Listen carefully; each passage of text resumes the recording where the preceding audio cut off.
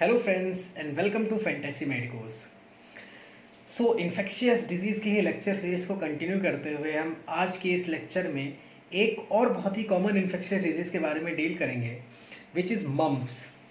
So mumps is caused by paramyxovirus. ये भी children's की रेंज में बहुत ही कॉमन देखने को मिलता है क्योंकि इसका भी mode of transmission respiratory droplets होता है। अब रिस्पायरेटरी ड्रॉपलेट्स के थ्रू हम जानते हैं कि जो छोटे बच्चे होते हैं वो ड्रॉपलेट्स में इतना ज़्यादा वो इतना ज़्यादा आपस में केयर नहीं करते हैं। मीन्स कि स्कूल जाते हैं, साथ में खाते हैं, खेलते हैं, स्नीज करते हैं तो हैंड करचीफ का यूज़ नहीं करते हैं या माउथ को कवर नहीं करते हैं, तो रिस्पायरेटरी ड्रॉपलेट्स उनमें बहुत ही ईजिली एक्सचेंज हो जाती है। इस वजह से इसका जो ट्रांसमिशन है बहुत ही फ्रीक्वेंट है, वो बच्चों के रेंज में खासकर।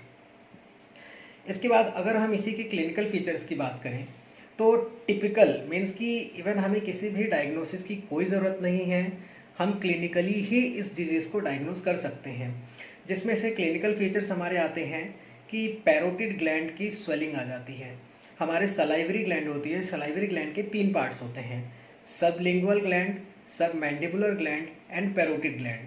तो पैरोटिड ग्लैंड में स्वेलिंग आ जाती है, वो भी बाइलेटरल पैरोटिड ग्लैंड में।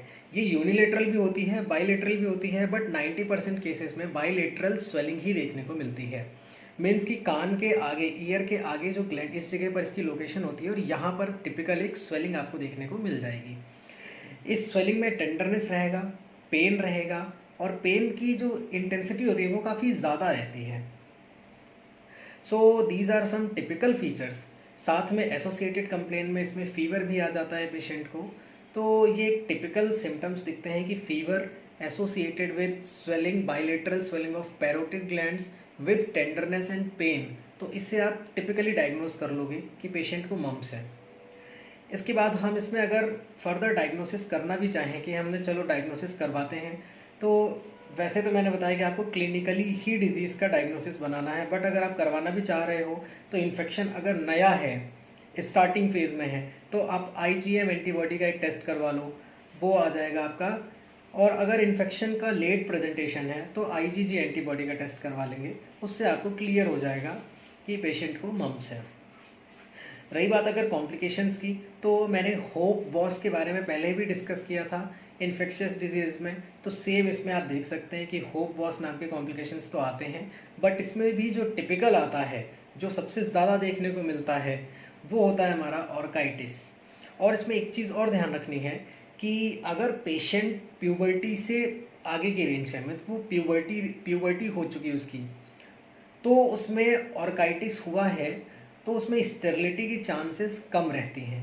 लेकिन अगर पेशेंट अभी प्यूबर्टी एज तक नहीं पहुंचा है, उससे पहले ही उसको मम्प्स हो गया है, तो हमें ये ध्यान रखना है कि उसके अगर कॉम्प्लिकेशन हुआ है, अगर प्यूबर्टी एज से पहले ही किसी पेशेंट को, किसी बच्चे को मम्प्स हुआ है और हमने उसको ट्रीटमेंट नहीं दिया है और उसको कॉम्प्लिकेशन हुआ है ऑर्काइटिस का, तो इसमें स्टेरिलिटी के चांसेस बहुत ज़्यादा रहते हैं।